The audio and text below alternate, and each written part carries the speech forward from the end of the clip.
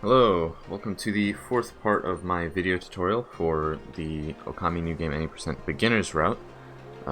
If you have not watched the first few parts already, I recommend watching them. There'll be the playlist linked in the description. This is a companion to a text guide, which you can also find linked in the description. And just to get into it, for today we're going to be covering everything since Gale Shrine, since that's what was at the end of the last part, through the end of Moon Cave. The first thing I want to mention is, just as a reminder, if you need it, make sure you buy an extra XM from this guy if you didn't get one in Agata 3. On your way out here, we're just going to go straight down to the Mermaid Pool, or the Mermaid Spring in Taka Pass.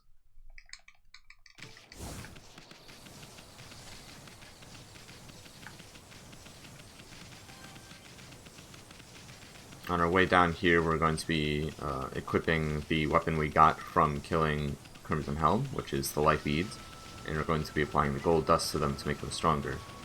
They're a very strong sub-weapon as a short-range beads, so just as a bit of menuing, make sure you don't use the gold dust on anything else. And once you land in here, there's a mermaid coin. And we're going to be going up to or down to get to Shinshu.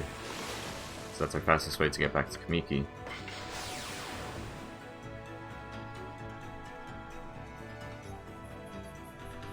Right off the bat, there's going to be a cutscene here, alerting you to the dire state of affairs. And we're just going to go straight towards Kamiki Village.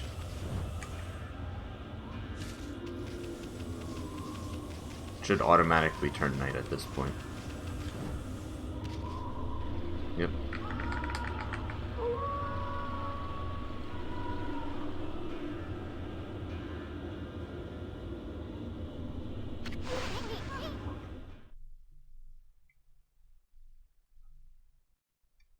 Then immediately as we get into Kamiki Village, we're just going to go straight into this cutscene trigger.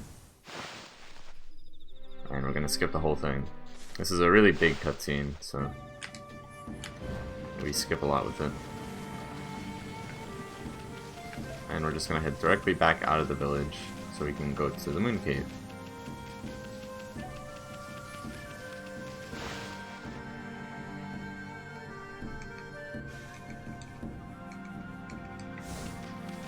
And just go straight towards Kushi. The camera angle here is kind of weird, so make sure you reposition it so you don't like dash into the wall or something. And just be careful to avoid all these scrolls on your way to the Moon Cave. Yeah. I got a bit stuck. Oh well.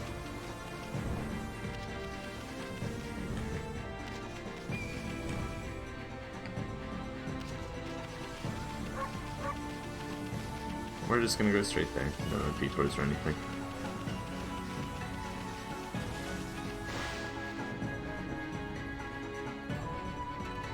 This is the Moon Cave entrance area, and we're just gonna go straight to Waka.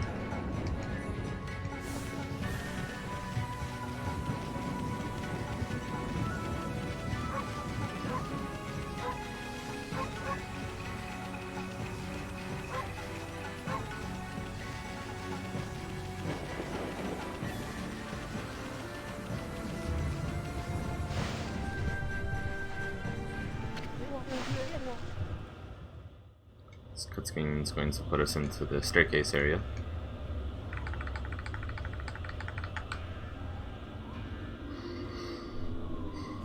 Yep, nothing to skip here. And we're just gonna jump straight in. First there's this trigger right before the end of the staircase, and then jump in. You can see there's a lot of out of bounds showing. We're gonna see more of this later, but Moon Cave is not very well QA tested in terms of collision. From here we're just going to want to jump right into this trigger. Immediate camera pan over the Calcified Cavern. And then we're going to want to jump into the Thunder Route here. You can't skip this. If you try to leave the Calcified Cavern without accepting it, Isun will nag at you. So we have to get it right now. Then we're just going to go directly into this Devil Gate, and this is going to be the introduction of a fight technique that we're going to be using a lot throughout the rest of the run, which is using the sub-weapon in combination with your Divine Instrument. So you just alternate between the two, and then once he's dead, you use a Power Slash to get 3 Demon Fangs as the floral finisher. Most of the enemies in this dungeon have Power Slash as the floral finisher. I'll bring attention to any exceptions. Get this is the mask. You could draw a fancy design on here, but unfortunately it wastes time to do so, so we're just going to draw a dot. And yes, we are dot face. Just telling me it looks good, even if you don't think so. If you want to waste time, you can. No one's going to stop you. We can go through this golden gate again, but with any luck we won't need it. Then we're going to jump into this trigger. And we're just going to go straight through this gate. You can't conserve dash through this because the Calcified Cavern and actual Moon Cave are separate areas. So we're just going to have to tackle again. And jump into this camera pan. This might be an auto stop, but I'm not sure. And we're airing to the left side here. We're not going to go straight to the kitchen, unlike in the previous version of this route. I discovered this trick. You can, if you jump to the left here, you can get directly to this flower. If you get up here, that's fine, just jump down. And we're going to go into here. Alternatively, you can, if you go a bit farther before binding, you can get stuck under that platform that we landed on in the first place next to the merchant. Or you can cut the vine on your way up here and then use the momentum to land on here. Either way, you're going to hit that camera pan trigger that you just saw. It's a rather long camera pan, so maybe take a sip of water. And we're just going to go into this cave backwards. So you're intended to go here through the lockjaw door, but we're going to skip that completely. From here, we want to build up Gold Dash, and then we're going to jump at the very edge of this platform and then air tackle for a maximum distance, because we want to activate this flower so we can skip the first one here. Then just go to this flower, and then we're going to skip the second to last flower as well, because this one activates anyway. And then on our way there, we can just slash this. And we keep moving during the cutscene, which is quite convenient. Then this gate, we're going to use a similar strategy as normal. A sub-weapon hit kills red imps in one hit, so you don't even need to worry about them.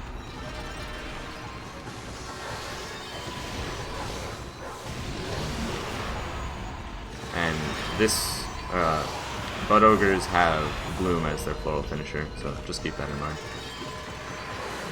And we're just going to build Dash here, after collecting all the money we can. This chest spawns behind you. It's a bit awkward to get to it without losing Dash. But we're going to try our best, and I'm messing it up as you can see. Hopefully you'll do that smoothly.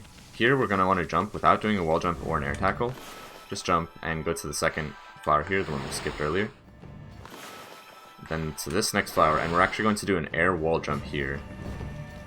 For some reason, with some flowers, after they vine you, you retain your ground jump and your wall jump, which you can use. You might have seen that in Pseudo Ruins if you were watching carefully, where at the very end we can use a wall jump to stay in the air longer, so that it's easier to lift up the statue's head. We equipped under the water trap pillar, that's fine. We're just going to go straight out here. And we're going to jump off this ledge and immediately vine backwards here. Although I messed it up, which that's okay. We can just do the setup again. In any case, the idea is you vine directly up to here. And then as soon as you get close enough, we're going to go to the 4th floor here using this vine. Then without losing Dash, ideally, we want to build Gold Dash before the end of this platform. We're going to do a rather precise jump here. So there I waited too long before jumping. So there I got it. That jump's pretty precise, you can mess it up a lot. If you fall, the best way to recover is to vine to the merchant flower over there, and then immediately, while you're still in the air, vine to this flower so you can reset the trick. If you don't want to try it, you can always use Gale Storm here to make these platforms appear. Whichever you find easier, although this is obviously a bit slower. From here, we're going to do the Sandroom clip, or Sandroom skip, depending on what you want to call it. There's two good spots for this. You can either jump from here, or from here. My guide recommends jumping from here. I actually have found recently that I kind of prefer this spot, but it doesn't make a big difference. Either way, this jump's rather precise on angles. So just do your best to find the position that works best for you. Once we fall down, as you clip out, we're going to end up in the end of the sand room, and we're going to draw a cherry bomb not directly on the switch, but to the side, and then we're going to Gale Storm it across the switch, so that it rolls off. Because of the way this cutscene works, it'll actually activate these flame pillars after the cherry bomb is passed over the switch, which means the switch is now sort of stuck on, unless the switch gets depressed again. If it gets pressed down again, then these things will remain turned on, but if the switch then is released, they'll turn off, which we don't want. We want to get them stuck on without having to have something here. So the best thing to do here is to make sure the bomb doesn't accidentally roll back down onto the switch. Just power slash it to make it disappear. If you did that correctly, the flame pillar should stay on without anything on the switch. But if you messed it up, or if something went wrong, then they'll turn off again. The best way to recover from that is to go through this door, but not all the way through. Put a cherry bomb down, and then try and angle your camera so that you can see the water in this bowl here, which is the bowl that we skipped. Then you can use that to neutralize the cherry bomb so that it doesn't blow up. And then from there you can push it back into the room with either your body or Gale Storm and get it onto the switch. If you do this, you won't be able to use cherry bomb for the rest of the dungeon, but we don't need it anyway, so it's not a big deal. It'll just stay on there for as long as we need it to. After you activate these flame pillars, which with either method I described, you want to come back here. This is the first new part of this method. We're going to be clipping into the Inferno room early, and this is a rather precise jump, but I would say it's a bit easier than the sand room clip. So we're going to want to air tackle off of this, and we're going to want to do a double jump off of the side here, getting over the barrier, which is not within this pillar, but is within like this segment of wall here. So this might take a few tries for me, because I'm not that used to this trick, because it's new, but as you can see, it's not that bad. From here, there is a trigger for a fight here, which we want to avoid, and then there's also a trigger for a camera pan, like here, which we also want to avoid. So just stay around here and you should be fine. At this point, you can either power slash these eyes, which is the easiest thing to do, and it'll open that door with a cutscene, or we can do a clip. This clip is kind of difficult, and if you mess it up, you lose a lot of time, but I think it's cool to show off. So, and it does save a couple seconds if you get it right the first time. So the thing we're going to want to do is the collision above this door is actually not solid, so you can clip over the door. In order to get over here with enough height, we need to do a wall jump off of this pillar here. So first thing I want to do is align my camera, because it's rather easy to fall out of bounds here because the inbounds area is rather narrow, so that I know which angles I'm looking for. I want to angle it so that it's basically facing towards the door, and then we're going to try and get the wall jump that we need. And with any luck, you'll land across the other side of the door. If you're really good at this, you can conserve dash through it, but it's not a big deal. From here, if you ever get frozen, by the way, you can just power slash yourself and it'll break it instantly. We want to get close enough to this statue, then we want to read the sign and then press X immediately for fast text, because that text from Eason isn't skippable, but this cutscene is. We're just going to skip this, the ice mouth, and we're going to immediately use an XM. It's not too important to conserve dash into reading that sign, because you can build dash here, but it's really just whatever you find easiest. Then we're going to skip this cutscene, and then there's a constellation for getting Inferno. we can skip this. And then we can also skip Isun's text here. After which we're going to want to hold brush for the tutorial. And immediately just draw a quick line straight from the statue of Moegami to the ice ball. Or the ice. You can't go back out through this room, and there's nothing we could do to get up to the first floor faster from basement floor 2, which is where we are now. So we're just going to talk to this guy, and he's going to take us on a 30-second elevator ride. So this is the single best bathroom break in the run. So if you want to go to the bathroom, go now, but you'll have to be pretty quick not to lose any time. This is also just a good time to stand up, do some stretches, because you really do have to wait here. You can use a couple seconds to build Cold Dash, but it's not that important, because we're going to lose it relatively soon anyway.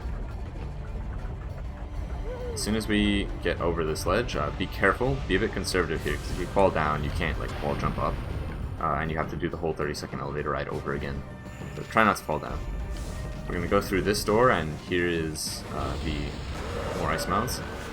We can actually do the floral finisher on these guys now, which is Inferno. So we're just going to want to hit them with the fire torch 3 times. And that they should each give you 2 demon fangs for 4 total from this fight. Just as a reminder, you don't strictly need demon fangs. We're getting these so that we can get the peace bell item later, which saves time and makes things a bit easier, but it's not strictly necessary at all. From here, without entering the kitchen, we can just vine the pot here to free Ajimi, the chef imp, and this will cutscene warp us over to the top left there. And we can just skip his text, I believe. Yeah. From here, we don't need to talk to him, and we don't need to get that key, but what we do need to do is go to the left side here, and we're going to do a bunch of tackle jumps to get up here and get this XM. If you forget this, it's okay, but it really does help to get it now. From here, we're just going to want to dash out of the kitchen, and as soon as that flower activates here, we're going to vine to it, and we're going back to the 4th floor. So once it's on the second dip, you want to jump, because that gives you maximum height, and that's what you need to get up to this flower. It won't look like it's open, but you'll still be able to vine to it. From here, you want to immediately turn around and check on the cannon. We need it to be facing straight left, so you'll have to wait for it to rotate if it's not already in position. Then make sure you get that correctly, because you only have 1 chance for it. And blow up the wall. So now we're going to get the Black Demon Lips. We're going to want to wall jump off the left side here to skip a fight. This fight gets you extra Demon Fangs. Oh, I hit it. It's just a Black Imp, so it's not like it's a huge deal to mess it up. But you prefer not to. But it will give you extra money, and it means you don't have to skip the fight on the way out. If you wanted to skip the fight correctly, again, I'll demonstrate the right thing to do. You'd be going over here, you want to land roughly here, and then you can do another wall jump here. From here, we're going to want to approach the fireball, and we want to do a GS spiral to push it forward. And we're just going to wait around the corner here and wait for it to come into the camera so that we can melt the ice from here without having to push the fireball more. Melting that ice should reveal some fruit, so try to avoid it, but if you don't, well, it's not a big deal. And we're just going to do this fight. This fight's pretty simple. It's okay if you get hit by these guys. Also, don't forget to do your full finishes. I keep forgetting.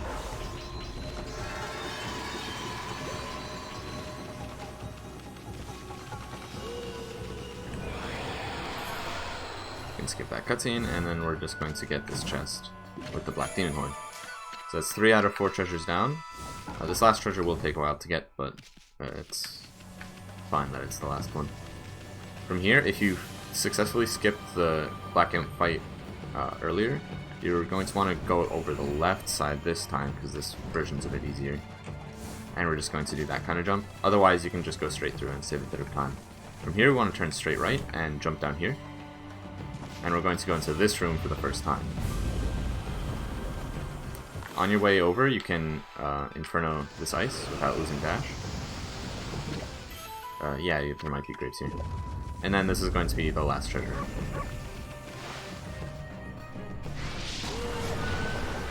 And we're just going to use the XM we got from the kitchen.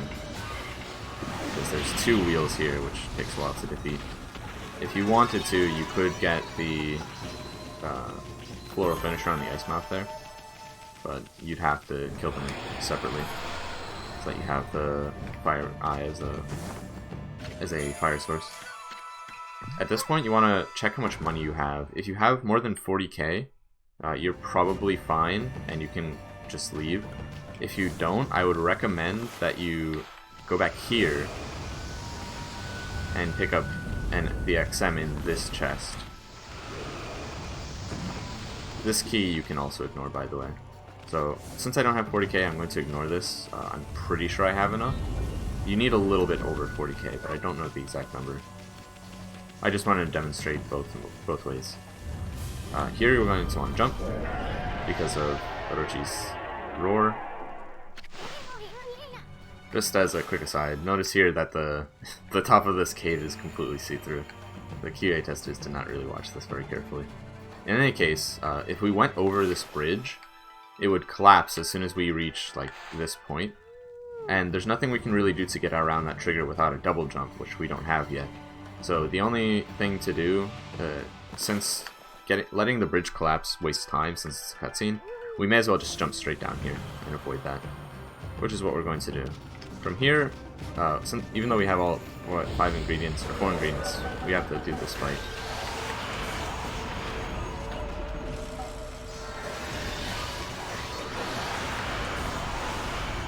And then...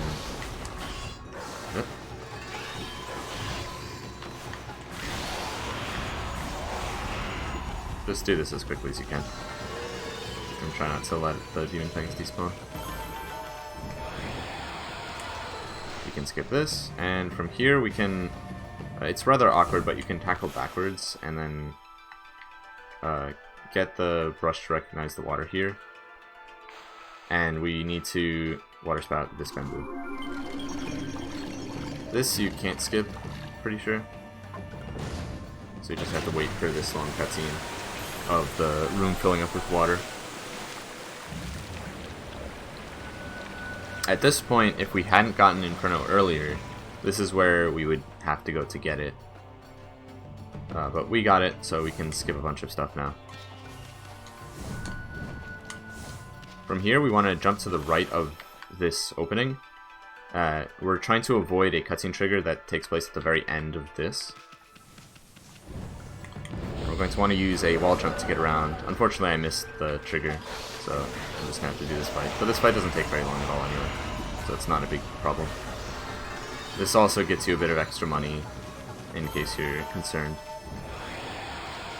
Either way, whether you do that fight or not, as you get around here, just water spout pillar here. And this is going to take us right in front of the kitchen, which is actually on the other side. So you're actually going to want to tackle towards the elevator.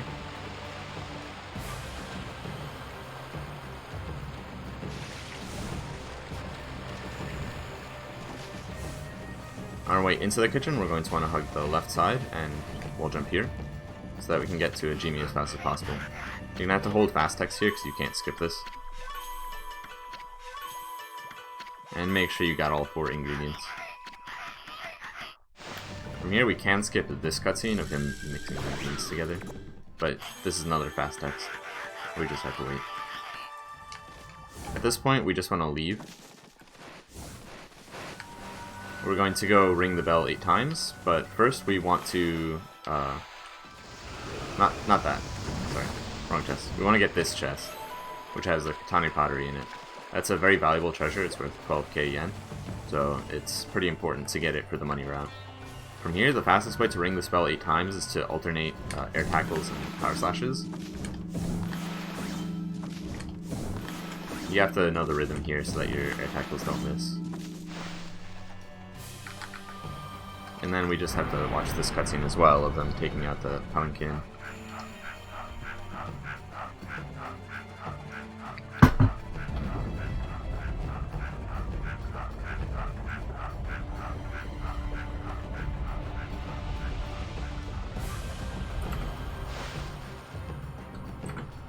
then we're just going to turn around and we can get over here with the precise jump.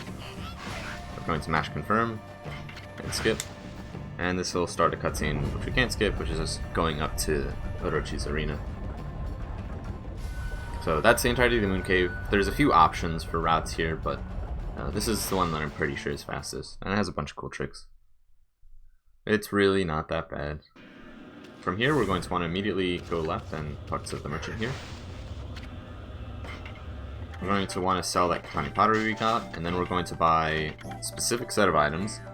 6 mermaid coins, 2 XMs, 3 XLs. This is the most important part. If you can't get these, you really need them. If you got the XL earlier at the after getting the fire eye, you can get 2 here. We only need 3 total. And then we want 2 SFS. If buying the SFS would cause us to go under 3,000 yen, don't buy them. Buy only up to the point where you have 3,000 yen remaining. So if you have like 5,000 yen left, buy 1. If you have 7,000 yen left, buy 2. So we can buy 2 right now. Basically, we need 3,000 yen because defeating Orochi while taking a hit, which is, it's very hard to defeat Orochi without taking a hit, will give us 17k yen exactly. And that'll result in us having 20k yen after Orochi, which is what we need to get double jump later. And there's no fights before then that we can't skip, so we prefer to not have to get any more money. From here, we're just going to want to run up here. You'll see that I actually went through that gold gate there. That's entirely optional. It's supposed to be over there, but it's invisible right now. The gold gate, it's just a safety measure. It's very possible to die to Orochi if you're not familiar with the fight. And you might want to purposely die so that you can practice it more quickly, since there's no save mirrors up here. But overall, it's optional. You can skip it if you're confident. Orochi is definitely the hardest fight in the entire run, and we're going to have to run him again at the end of the run as well. But this version is a bit harder because you don't have as many resources to make up for mistakes. We can skip right away here, and I'm going to go through this pretty quickly, but with any luck you'll be able to follow along. You can watch again if you need to. The first step here, Orochi is going to be a boss fight that takes place in 2 main phases. The first step here is he's actually invulnerable right now because there's no 8 purification sake. So what we need to do is we need to start the cutscene that demonstrates that he's invincible, and the fastest way to do that is to just hit him at all, which since we have the Snarling Beast equipped, and the Snarling Beast enables us to use the ink bullet power, we can just scroll the brush up from center and draw a dot on Fire's head, and that'll start the next cutscene. If you forgot to equip Snarling Beast before this, it won't work, and you'll have to do a power slash instead. So that'll start this next cutscene. Immediately what we're going to want to do is go left to the Earth Head to make it slam, jump over its attack, and use your airborne attack to hover in the air. As soon as Fire starts charging, like right away, even before this pose, angle your camera and power slash Earth, and then just walk over to him. Then skip this cutscene as quickly as you can and hold brush so that you can drunken Fire. The idea here is that we need a cutscene of both a head roaring and a head, and we get a cutscene when we water spout the head with the sake. The thing is, the roaring cutscene actually takes too long, and we can't roar at the same head that starts we can't water spout the same head that starts the cutscene. So we need 2 different heads so we can stagger them. And that's what we're doing here. Immediately after this cutscene, we're going to want to skip again, as one takes a while before Easton talks. Then we're going to want to tackle and then just run right. Avoid Earth's attack, which follows you, and get all 3 heads to aggro in the pattern I just showed.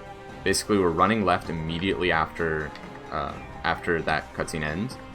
Earth will aggro automatically since we started from under him. We're going to want to run around in a circle so that so that we avoid Earth's attack, which is basically not a homing attack. It goes in a straight line towards the position you were at, towards the direction you were in when Earth slammed. So if we go like perpendicular to the circle around Earth, I don't know how to describe this. Basically, if we go this way, we'll avoid the attack. but we also want to stay under poison so that poison aggroes. Then we want to aggro light as well, who will aggro as soon as we cross like this midline here. Light aggroes very easily, whereas poison is a bit more stubborn. As soon as you get all three aggroed, we're going to want to run towards the right again, towards Earth. And we're going to want to Power Slash Earth, then Bold Brush again, and Gale Storm the poison away, so that you don't get hit by it. From there, we're going to want to sort of stutter step towards the left or the right. I prefer the left because it seems to work more consistently, so that we can avoid Light's attack, which is basically a laser beam that targets your current position. Ideally, if you delayed the Gale Storm long enough after Poison's attack, it won't have any more clouds that will follow you, but it's possible that if you do it too early, there'll still be some clouds left and they'll hit you, which means you'll get hit. And that's probably the single easiest way to get hit during this fight, and it's very difficult to avoid. And that'll mean you won't get the full 20k yen from getting a perfect Orochi fight. Getting a perfect Orochi fight is by no means reliable. I wouldn't recommend going for it. Just do the money route as described. Make sure you have 3k yen before you go fight Orochi, and you should be fine. So again, we're going to be doing stutter steps here. I'm going to wait until all three heads roar, which usually they should roar pretty close together if you did all of that in the right sequence. Once all of the attacks are finished, we need to run straight to Earth. If you're not fast enough, or if you like get stuck getting hit by a poison cloud, then you might not make it over here before they can attack you again. And if that happens, you'll probably aggro poison before Earth. And if that happens, poison blocks Earth from aggroing, so you need to do this second part in multiple steps. You'll need to aggro poison and light, and then you'll need to do Earth separately a second time. Basically, to end this first phase, we need to get 3 heads drunk twice. And that's the objective here with all of this shenanigans with aggroing 3 heads at once, is that we can do it in just 2 steps, with just 2 water spouts. But it's all rather precise in order to get the timing down correctly. So, ideally, if you didn't get hit there, you'll be able to run over to Earth, and Earth will be the first one that aggroes, which means you can do exactly what we did in the first part, again. So again, avoid Earth's attack, aggro poison, aggro light, run over, Power Slash Earth, and then Gale Storm the poison breath, and then stutter step to the left. Then we can just do another triple water spout. You can water spout the bell on the back of Orochi's back here, which it's not necessary in this fight, but it will be necessary in the fight we do at the end of the game. And it's also a good signifier whether you properly connected the water spouts together, because this will only, if you did this correctly, and you hit the bell on the way over to Earth, then what you'll see as soon as I drop this is the bell gets damaged. If you didn't do it all correctly, then the bell wouldn't get damaged. You would get a useless kanji, and one of the heads would still be alive, which means you wouldn't be able to do this next step, which is just use an XL to defeat the bell. If you miss one of the heads, just hit it again with the water spout, and then use the XL once they're all vulnerable. If you mess this up, you don't have any backup XLs, because you need all 3 for this fight, so you're kind of screwed. You'll have to do part of this fight manually. From here, so this is phase 2.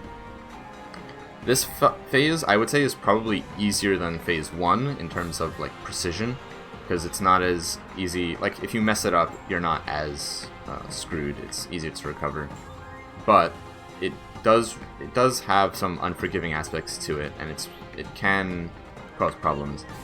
Basically, what we're going to be doing is we're going to be going around in a sequence, getting all of these heads drunk once, all 8 of them, and then after the first 4 heads, so after we drink light, or get drunk light, we're going to use an XL, which will kill all 4 of the heads that we just got drunk, which are going to be fire, earth, poison, and light.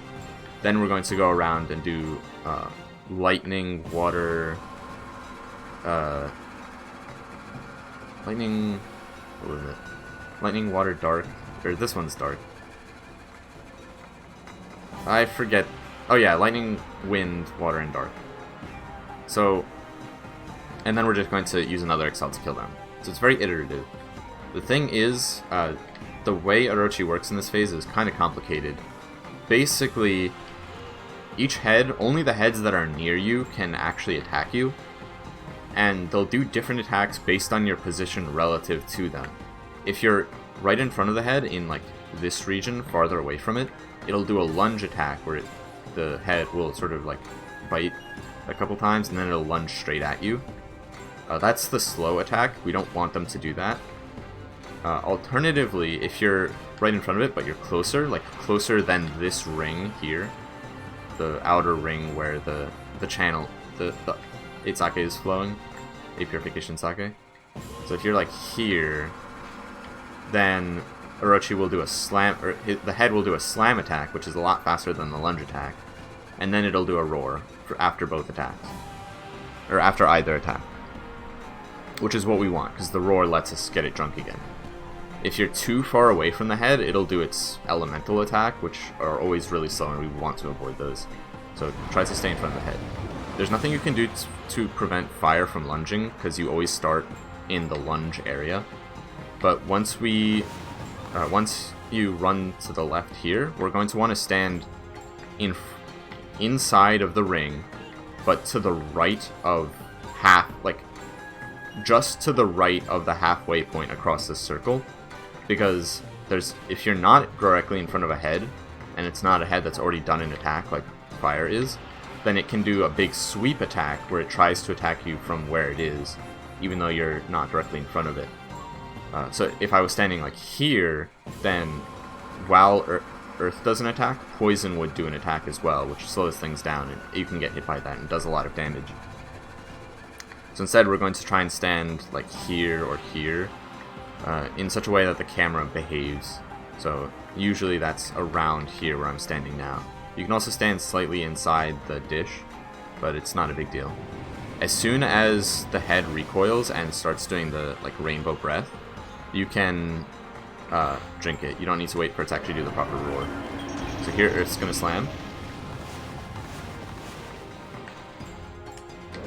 Then Poison's going to slam because I'm in position, see? So, see, I'm in position in front of Light now. Yep, I messed that up. Then as soon as Light roars, we need to use an Excel here to kill the first 4 heads. And because we ran out of ink, we need to use the Infinity Stone that we got all the way back in. It got it 2. So we're going to use that now so that we don't waste time. If you did the first 4 heads correctly, you'll see right over here that Fire will be dead. You can already see him. If you messed it up, then Fire will still be alive, and you'll need to kill him afterwards, manually, because you won't have another XL. From here, we're just going to repeat the cycle for the next 4 heads. So make sure you're getting the slam attacks, make sure you're not getting the lunges, because they're too slow.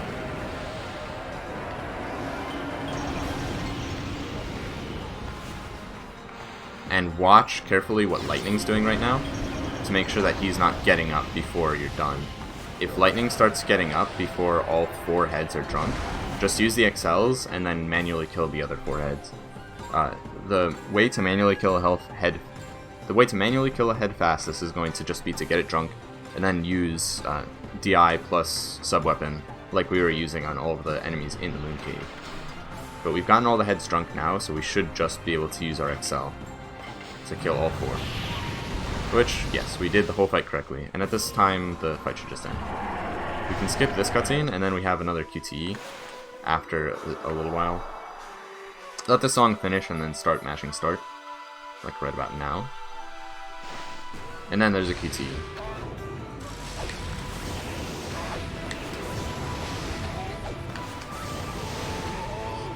I have directions for this in my guide, but you can review exactly what I'm doing here.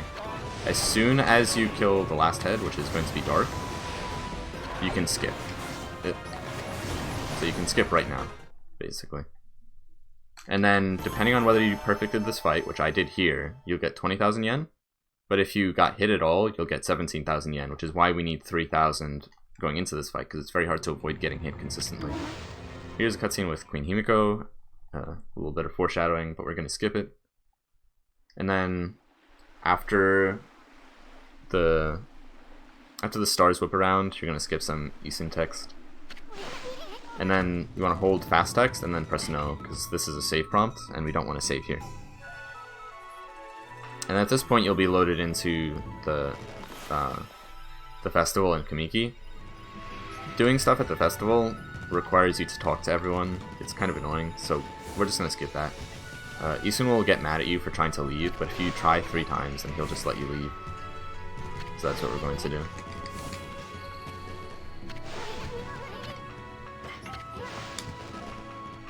At this point, it's going to turn to day. And we're just going to see Sakuya. And this you can skip as well.